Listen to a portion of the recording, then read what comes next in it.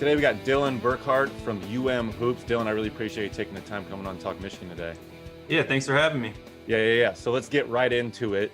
We'll start with the first game.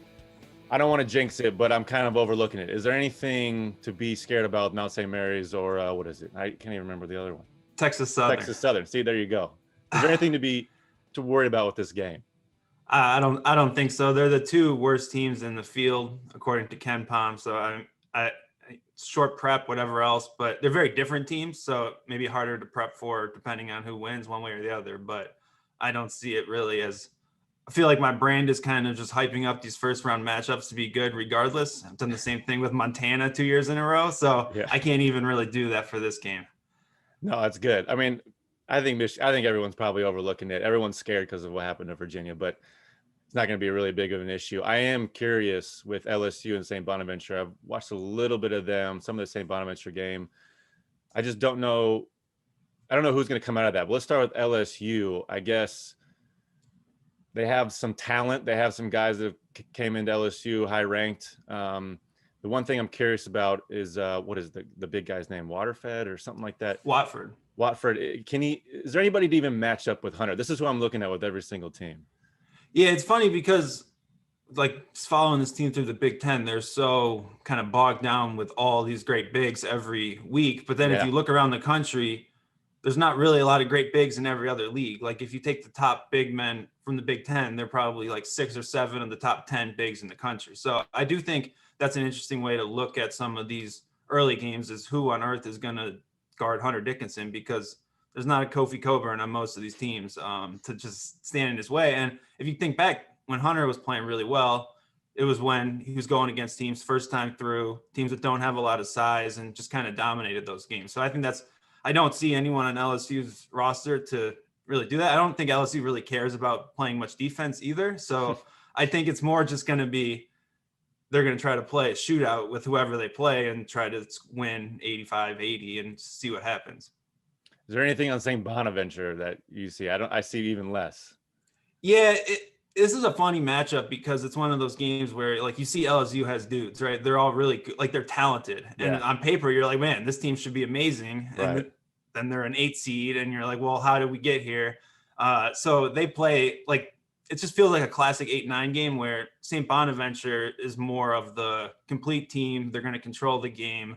They're going to slow it down, play defense. And then like, it's just kind of like what you think of an A-10 team that doesn't have an overwhelming amount of talent maybe, but it's just a really solid team all around. One thing I think when you mentioned that, like LSU wants to just score, not really worry about defense, but Michigan's issues of late to me have been on the offensive end and kind of just looking around, seeing who's going to make plays, who's going to step up. So if Michigan comes around with one of those games where they start out slow again and just looking around, nobody really steps up, it's one game. LSU can just shoot them out of the gym, no problem. Like even if they're a lesser team. So what do you see as the point of attack for Michigan's offense going into the tournament? Yeah, I do think it's Hunter, like you said, and that's really what it comes down to with some of these games. Like LSU on any given night, like they're the far more variable team, right? I don't think like they could just run you out of the gym in a half and all of a sudden you don't know what happened really. I think the kind of the thing that I look back, like Big Ten teams all play pretty good transition defense. And like, it's not like you're going to get into some of these run and gun games you might see in the SEC. Like, I don't know if you watched any of that Alabama LSU game, but they're basically just running up and down the court, firing up threes every 8 seconds, right? You don't really play that way in the Big Ten. So I think that Michigan's ability to, even if they're not making all their shots, they're not going to just give up 25 points in transition in a game, right? Like they have that going for them, but it is a risk. Like if you just get into a shootout, like without Isaiah Livers, you look at, maybe you start to doubt yourself a little bit and get in an early hole. Yeah, definitely. It takes me back to when we played Tennessee. I was going to say the same junior thing. And blew them out. And they were like so worried about playing to the style of the Big Ten and against our zone. And like, they just forgot how to play basketball. So sometimes teams will just get into the game and just lose their minds. And they had all the talent in the world to beat us. And I remember they're focusing so much on the 1-3-1 and, couple of days before the game, like me and Beeline and Zach were laughing, like we don't even play 1-3-1. Like couldn't even care less about playing that zone. We hate it, but we played it and they just looked at each other. So I guess it'll be interesting. I think one thing maybe Michigan can do with a team like that is create turnovers, and guys like Sean D and Franz will be big in that area, Hunter as well. So I'm interested though, with your perspective on losing Livers and what you've seen in the past couple games, because Livers was basically non-existent, in the game that he played injured. And then in the last game, they had a rough game offensively. Every game they've lost, they've shot horribly from three. Where, what have you seen, I guess, from that standpoint with their offense? Because that's the only thing I'm really focused on. Yeah, it's funny because like Isaiah had played poorly for 3 or 4 games there. He just was like, you could tell something wasn't really right. And it turns out he had this stress injury. But it's different. Even if Isaiah is missing shots, him being on the court, even playing poorly, has a very different effect on the defense, right? The other team didn't know he was hurt, so they're going to play him like he's Isaiah Livers, shoots 45% from 3, and you can't just play off of him, right? Yep. So I think the first time we really saw that was like the Maryland game. What happened was he didn't play, and then Michigan played with Sean D. Brown because they're in the middle of a game. He's the guy who knows what's going on. And I thought offensively that group looked pretty good. They played for a pretty long stretch there in the second half. Phil Martelli just was actually running the team at that point and rode with him in that spot. I think Johns came in for like 2 possessions and then sat back down. So it looked good there. And then I think in the Ohio State game, you saw, okay, this is what a team can do when they're going into a game knowing that Michigan maybe won't have another shooter at the 4. Because that's really what Isaiah does, is creates a huge mismatch for every team, right? You have to decide, are we going to play a guard there and try to bother him? Are we going to have a complete mismatch when we have a bigger forward trying to guard him? And Livers has really done well against those. When John's there, if you watch the Ohio State game, they would put Justin Arns on Johns. They would put it was basically their spot to hide someone or cheat off. And that makes it really hard to run offense. And I think that's the risk, right? Like Johns was productive and he can do some different things, but over a game prep where people kind of know what you're doing, I think it does create some spacing issues for Michigan's offense just because of how you get to that spacing with a guy who maybe you don't trust to hit a lot of threes, right? Like if you're going against Michigan, I'm going to say Brandon Johns hit 4 threes and try to beat us because I will take those odds. So I think that's the biggest issue. I mean, I think, Johns is a huge key for Michigan right now. And even if it's just 4 baskets, efficient, 4 for 5 or something like that. There was one drive I saw of Maryland. He took it baseline. And I was like, yeah, that's a high level drive. Like this is what Brandon Johns is capable of doing. And then the next game against Ohio State, and I was actually at the game and he's catching it. He caught one from 15 feet, very capable of shooting from there, pretty open, could have gotten off very easily, and then just hesitated. And I'm like, I understand that he's had this role all year, but is he a guy that has to step up, or can he just play within himself, get those 4 or 5 baskets and play smart? Yeah, I think Sean D. Brown has the same problem where he had a very specific role all season, but I think once someone's out, whether it's Eli was out earlier or Isaiah's out, I think he feels kind of a little pressure to, just based on how he plays, it seems like he feels a little pressure to maybe try to do a little more, right? To play more like maybe he played at Wake Forest when he had a larger role, kind of try to create his own shot more. And I don't know that Michigan needs either of those guys to like be a creator. They need them to just do what they do and just let Franz create more, let Hunter Dickinson create more. That's where you can shift some of that playmaking. So I do think it's key to figure out you're not Isaiah Livers, just be yourself in those moments and then play differently based on if it's Johns on the court, if it's Sean D. Brown on the court, Terrence Williams. So it's a balance. The tricky part is they're not on film playing like this, so teams aren't really going to know what to expect, but they also just haven't had reps playing like this. Like these lineups, it's not like they were sometimes lineups. They just didn't play with these lineups all season. So I think that's going to be really interesting, like how much you can figure out in not a lot of time. I think kind of the same goes with Mike Smith, where he's realizing now, okay, maybe I got to go back to some of the Columbia days, even though he's distributing more than he did back then or last year with them. But I feel like Sean D's not afraid. Sean D's never been afraid of anybody or anything. But Mike, if Franz isn't going to step up, Mike's already has the ball a lot, and they seem to start the offense through him. They don't go super fast in some possessions, and then they kind of get a little stagnant, and then Mike just has the ball. I think Mike is realizing that. I hope he carries it over. I just kind of, I'm hoping Franz picks it up, but do you foresee more of the same Big Ten tournament style where Mike is really ball dominant? I think the defensive plan against Michigan, especially even with when Isaiah Livers was in the team, is that like Mike Smith wants to pass, and if you're going to let him pass to pros, you're going to probably lose. So your best bet is to try to do everything you can to make him be a scorer, right? And he can, like the Maryland game, he had that great game, and he's capable of scoring in those spots. But I just think that's what teams are going to sell out to do defensively. And if they're able to take away, like if Mike can get downhill and find other people, it's basically game over, and Michigan's offense is going to be fine. If you can shut down everything else and make him score one-on-one, you might have a chance, and it's going to be a little more of a variable situation, I'd say. Yeah, definitely. There's so many guys in this team that I think can step up at certain points. Like even Brooks can get in there and make some great shots in the paint and create a little bit even. But who do you see as the key player that needs to step up? Because somebody's going to need to step up more offensively. And is it not Franz? I think it's Hunter. I really think like Hunter. If you go back and look at what could really change for this team, kind of find a new life, it would be getting back to him just going for 20 points and just really controlling a game inside. We saw that for weeks early in the season, and it's just a different world. I think like you've played in the NCAA tournament, played in the Big Ten.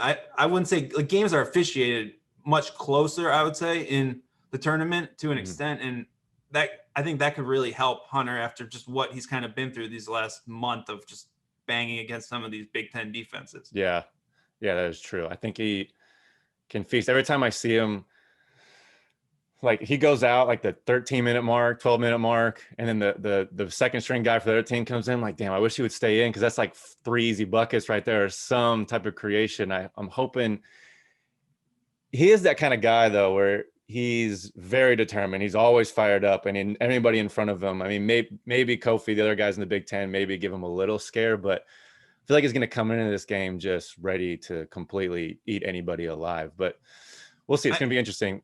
Yeah, that seems like all of a sudden people are going to be like, man, remember we were talking about Hunter Dickinson just dominating games, and we haven't really seen that for 2 or 3 weeks. I think a week off probably helps, just kind of rest the legs. They were playing every 3 days basically. So that's where I would look for what could change, just based on the circumstances. Yeah, and right before we started this recording, speaking of Hunter, there was Hunter had the now infamous tweet for the week where he's saying, what did he say? Like, heck of a meal from the NCAA, and it's like cold potatoes. What? Impeccable breakfast. Impeccable breakfast. Yeah, and somebody came out with, I think Theo Mackey just came out with an article and a little write-up, and basically Hunter came back and said, well, Juwan told us that we just got to suck it up and, accept it and move on. So you won't hear anything about this from me anymore. But, how is the bubble life? Have you heard anything else? It's got to be kind of miserable at times. I mean, the other thing Hunter said was that he hasn't been outside since Sunday. So that's interesting. I think I saw video. Some players are like, I think they're letting them have basically like recess in the baseball field. Like I saw a video of Texas players playing kickball, like in the middle of whatever the baseball field is there. So that's good. It's just a weird situation. I really think though, it masks just what a weird situation it's been for a lot of these kids all year, right? It's not really what anyone signed up for, to come play college basketball and sit in your apartment all the time and basically quarantine yourself. So I think it gets more publicity now. It's probably more extreme, but at this point, I think a lot of these kids are used to it by this point. And I mean, they had to do this similar thing when they shut down for 2 weeks, right? So it's not new really to anyone. It's just a tough spot all around. Well, I mean, when you're at the NCAA tournament, just the whole scale of it becomes obvious too. Like you're in this made for TV setting, right? And you're just sitting there in your hotel room, and then the lights come on and you go play a game for 2 hours, and then you go back. It's just like a weird environment all to begin with. So it just magnifies all of those weird inconsistencies that are especially notable when you're in the environment. Yeah, it definitely exacerbates like the whole myth, like feeling around like college hoops where people are always like, man, I bet you had the most fun on campus. And but I'm like, if I went out, it was very rarely. We had, everything was monitored. Like these guys are used to it at least. And I think maybe that month where they were off was a good test for them, and they're kind of used to it. And this team seems to be focused, at least. I think it's more of just a confidence issue, and I don't think the focus is going to be an issue there. So it'll be fun to watch. But I get tossed up because it's like, yeah, this is $1 billion business, and you got cold potatoes and eggs. But at the same time, it's like, well, the hotel workers are stretched to the max. They got to deal with all these kids and all these people. So it's like just a strange situation where, yeah, just accept it and move on. But I don't know. I like cold potatoes. I don't know about you. The eggs were looking rough in that picture. I also think that those were just like, I think the meal situation changed. It was just the first 2 days. I think they had like a stricter quarantine where it was like a hard quarantine when they do their first round of testing, and then the teams can bring their own food in after the fact. So I don't think they're eating that the whole week in the tournament. It's just one of those weird spots where I don't really know what else you can do. And I mean, it's even worse for these Big Ten teams that have been in Indianapolis since last week and they just hung around, right? So yeah, it's a long time in a hotel. No, for sure. I want to talk to you more about the tournament as a whole. And I'll start with the East region. Like, do you see this as a very tough region? I see this as a very wild region where like so many different things could happen. I see Colorado as a really good option to come out of the East for whatever reason. All these 1 seeds throughout the tournament are kind of up and down all year. There's teams ranked in or exceeded 2 and 3 that historically would never be. So like, what do you see in the East, like potential candidates coming out of there? I got to pull up a bracket here. I didn't know we're going through the whole I put you on the spot. The whole tournament. You're putting me on the spot. I know. Otherwise, I wouldn't be asking this, but I've been like filling out brackets and looking at it and dissecting it like I know what I'm talking about. So I'm like, this is like the only time that I'll ever know anything about the East region. I don't think there's a team in the East, like just talking about Michigan's path. I think there's not a team that you'd say like, wow, Michigan's not going to be favored against, right? Even without Isaiah. So I do think it's a little bit like, do you really trust Alabama? Do you really trust Texas? Do you really trust Florida State? Like, I like Florida State. I think they're probably should be better than they've been all season though. So it's hard to get really excited about them as a team. And the ACC's just kind of been down all year. So what do you really make of that? I don't think there's anyone that you're like, man, I'm penciling him into the Final Four, especially when you add in the Livers injury for Michigan. It just kind of puts the whole bracket as a toss-up.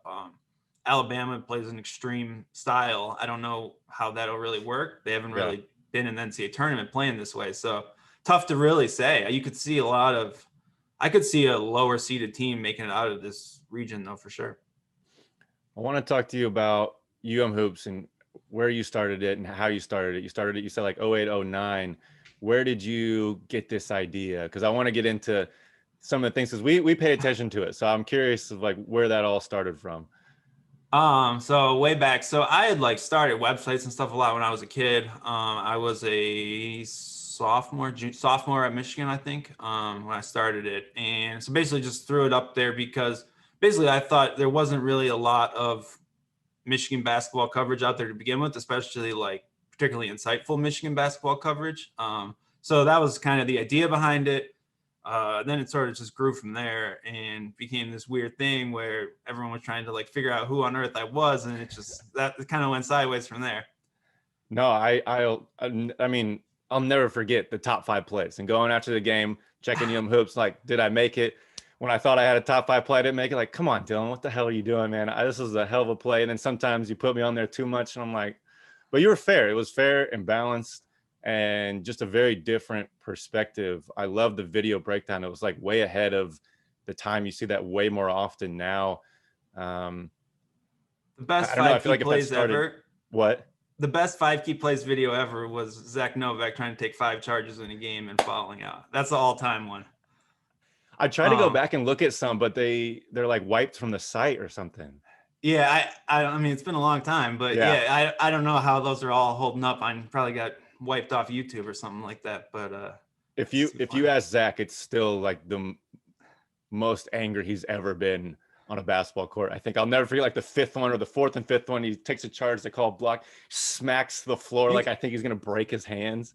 You could really hear his reactions and all those, like it's not even an empty arena like it is this year, and you could just hear him yelling after every call.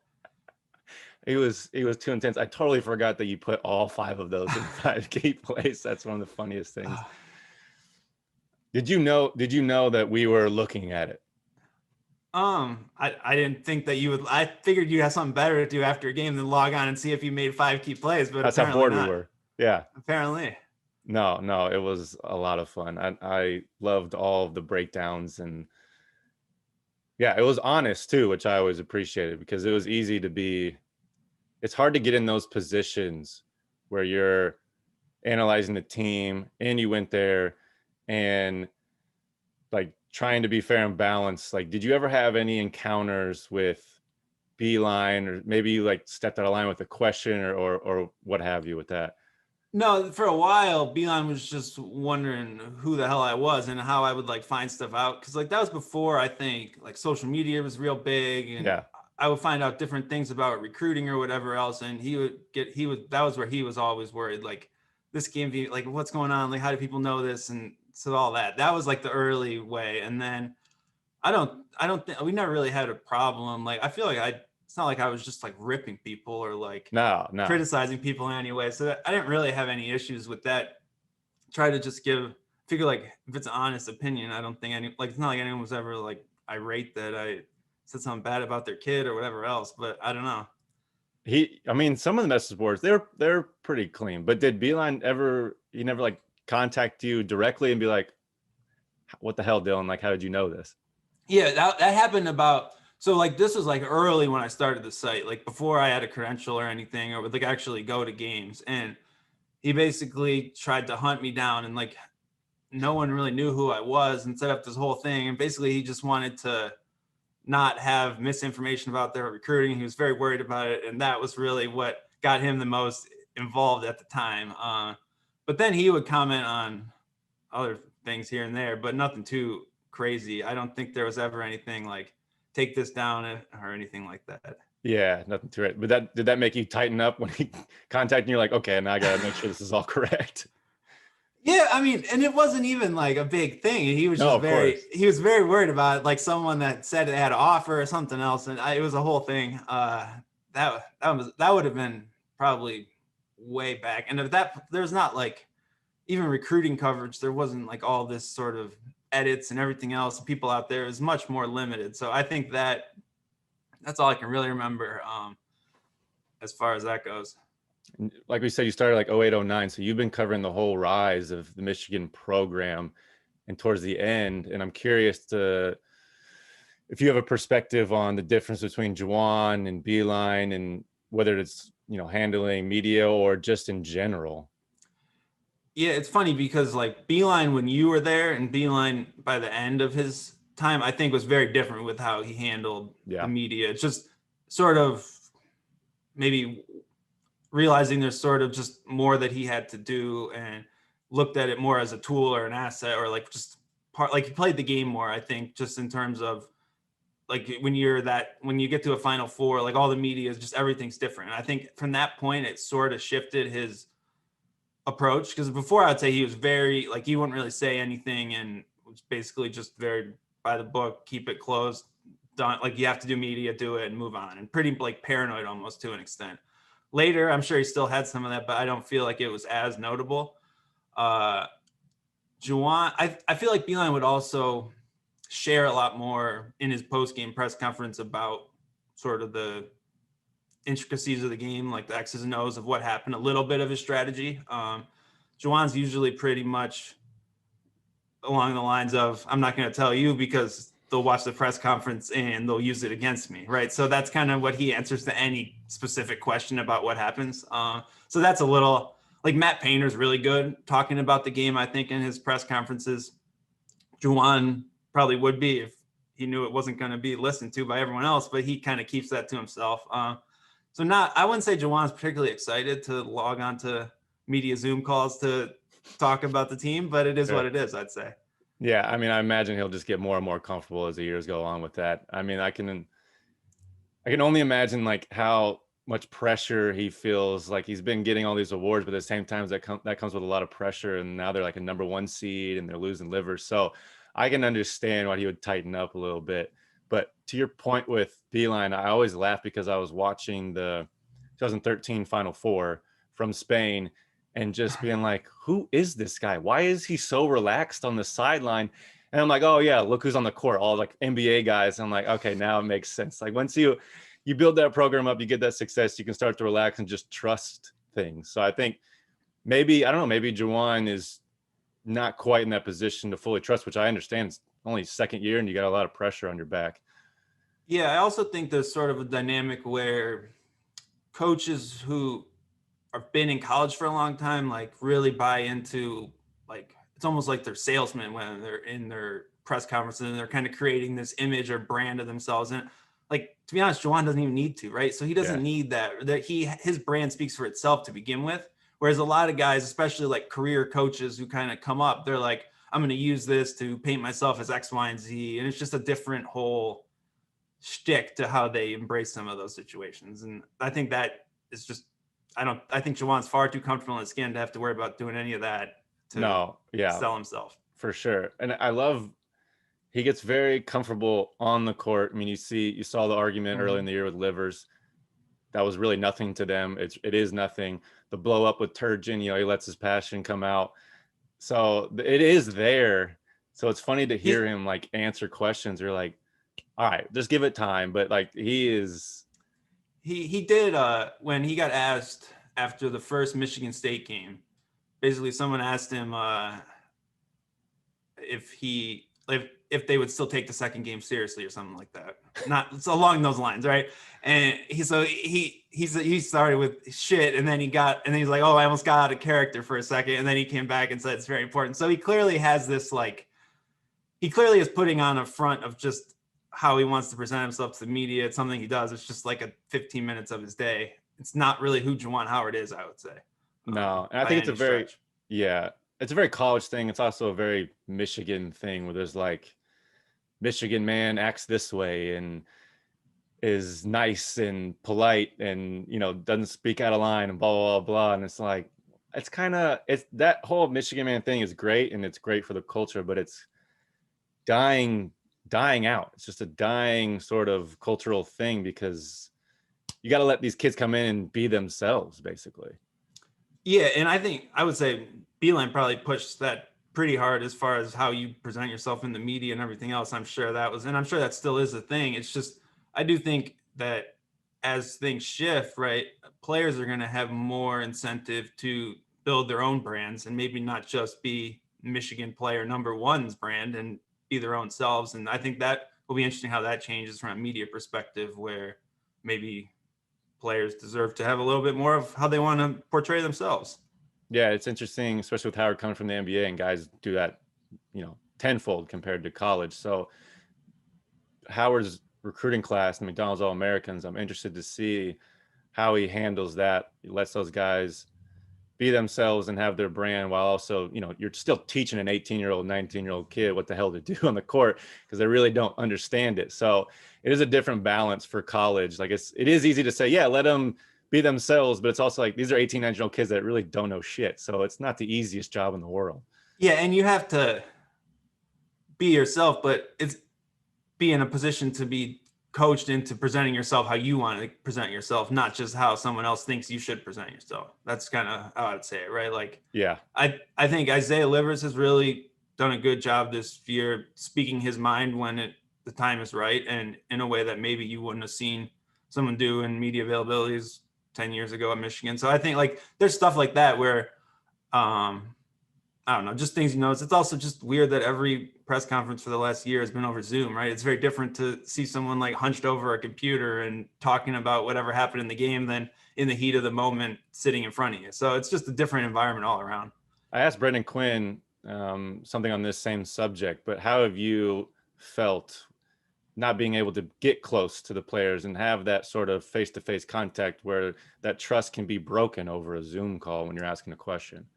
Yeah, the Zoom calls are not particularly useful, I would say. They are, the whole world is dealing with it. So it's not like it's unique to college basketball. But I'd say it's different being like, from part of me, like I do a lot like analyzing the game and watching it live and writing a recap. It's way easier to do that on TV, especially with where we sit at Chrysler, right? Like being at a game is a lot harder from that perspective.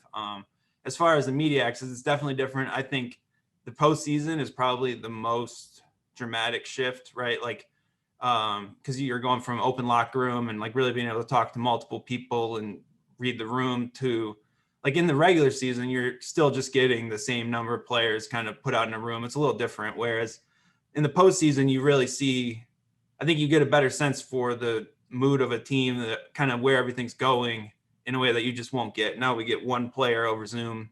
It's just very different. So I think it'll be very noticeable in the postseason just how much less access all around there is. Yeah, that's a good point, because it is a lot more hyped up and people pay way more attention nationally.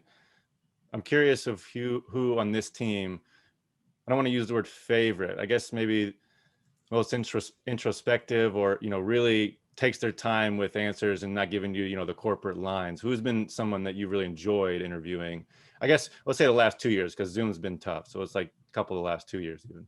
Yeah, I think Isaiah has been the most sort of thoughtful quote on the team for the last 2 years. Hunter Dickens is probably the most tweet-worthy quote. He knows how to come up with the one-liners and stuff like that, and he's obviously a very confident guy. But Isaiah, I would say, is probably the most kind of thoughtful and will actually like speak his mind on things. Fran seems like the type of guy who's just gonna keep reserved, like a Jawan type guy, who's like, all right, there's myself outside of here, and then this is who I'm gonna portray here. Yeah, Fran. It's funny because Mo is not that. Yeah, right? So it's funny to see. I think you'll see this. Franz will kind of stick to his script. He'll say what he's going to say, but he kind of has a dry sense of humor where he'll say something and he'll kind of laugh when it's just like he's like, what are we doing here? Point something out that like someone asks him like, how does it feel to not be scoring as many points or something like that? And he'll be like, well, we're winning or whatever else. Like, it's not really what I'm worried about. And just a very dry, matter of fact way that works for him, I think. But it's just funny to see the difference between him and Mo with how they handle that stuff. Yeah. Is Mo in your top 5 interviewees? He has to be up there, I would say, for sure. I'm trying to think of other guys that like he's a very unique character for any program, but I think for Michigan for sure. Stauskas, maybe. Stauskas was good. Yeah. Stauskas had to call himself the best 3-point shooter in the country, like 5 games into his freshman year. That was always a good one. That takes some balls. That is for sure. Yeah. I would say those two. We tried, but we got buttoned up pretty well and didn't have quite the confidence of a Mo or a Stauskas. So it's not easy. Yeah. You were more, weren't just going to come in flying from the hip and your first media availability calling yourself the best shooter in the country, huh? No, definitely not. I know one time that I pissed off Northwestern fans, all 100 of them. I said that the arena was quiet and basically just all Michigan fans anyways. And I get to the game and like, I am villain number 1. And I'm like, the hell did I just do? Like, I do the exact opposite, try and make sure the exact opposite happens. So even then, like, you could say anything and piss somebody off. Yeah. I want to talk about. Go ahead. No, I don't want to cut you off. I was going to say that you can say anything and piss them off. That's why you got a podcast now. Exactly. Even then now I'm like still trying to like not be too crazy. I'm like about to say something or like write something down for a question. I'm like, I don't want to piss some former player off or like get too into the weeds about some story. So I don't know. I still try and walk that corporate line. I think Beeline has ingrained that in me forever. But I want to get to, before we end here, the college basketball guide that you just put out before the tournament. And I think it's cbbguide.com if you want to check it out. But kind of describe this whole project and how long it's taken, because it's got to have been taking a long time. Yeah. So I basically I took all the data and stats that I would look at to write a preview of a team, and basically programmed it into a website, so basically it shows you all the most important stats. It shows you the ones that matter for any game. You can type in any 2 teams in the tournament. It'll basically create a custom preview, just give you kind of a way like, oh, this team is great defending the rim. This team isn't. Try to find matchup advantages along the way. Hopefully fill out your bracket, whatever else. So just a quick, it's $20 and has basically everything you need to kind of get an edge on your bracket. So check it out. Yeah. How long has this taken? Like, how long has this been growing in your brain? So the problem is, like, it was an idea I had in the summer when there wasn't really anything to do. And I thought about doing it maybe for something for the season. Obviously that date came and went. I was like, okay, well, I'll make an NCAA tournament thing. Well, Selection Sunday sneaks up real quick and it's a pretty hard stop to get it done. So the last week was a little rough to try to finish it along because all of a sudden stuff starts happening. You got Big Ten tournament games every day. And so that it was a crunch at the end, I would say, but it was more just something I'd kind of had the bones of created and hadn't really turned into a final product. So the last month, not so great. But other than that, pretty good. That's what happens though. There's always setbacks. There's always things you got to deal with or delays, something. And you have 1 week to sell the whole thing and it starts on one day that doesn't, you can't move the launch date. So that became tricky. Yeah, no, I bet. How's that going to work going into next year? Like with the stats and everything and like starting over a brand new year? So I thought about doing it for like, is it something that would be useful like for the regular season of college basketball and something along those lines? Otherwise, I mean, the good part is the stats you can just update and then you can just improve on it. You don't have to build the whole thing again from scratch. So that's kind of the beauty of the whole thing. But hopefully get some feedback from people and try to make it a little better next year. Yeah, definitely. I'm interested to check it out. I am definitely going to buy it and look into it. I will be subscribing for sure. So you said $20, just go on cbbguide.com and just one-time payment for it? Yep, just one time. And you get access to the whole thing. Basically, you have every game. There's some team pages that have kind of information about each team. You can see sort of the trends of how they've been playing. You can see different stats, all different data in there. And then the previews have everything kind of tied up into one where you can compare teams. Gotcha. Yeah, super cool. It's surprised that something isn't quite out there like this. But again, you were ahead of the time with the video breakdown. So you're way ahead of the game on a lot of things, I think, which I've always been impressed with. I've always loved your stuff. But I really appreciate you coming on. Maybe we can have you on again. I know you're a busy guy, but hopefully Michigan will keep going, keep winning games, and maybe next week we can talk again or sometime down the line. But I really appreciate you coming on. You can check out Dylan on Hoops and again, cbbguide.com. So thank you, man. And yeah, good luck with everything. Yeah, awesome. Thanks for having me. It was awesome. Yeah, no problem. Talk to you later.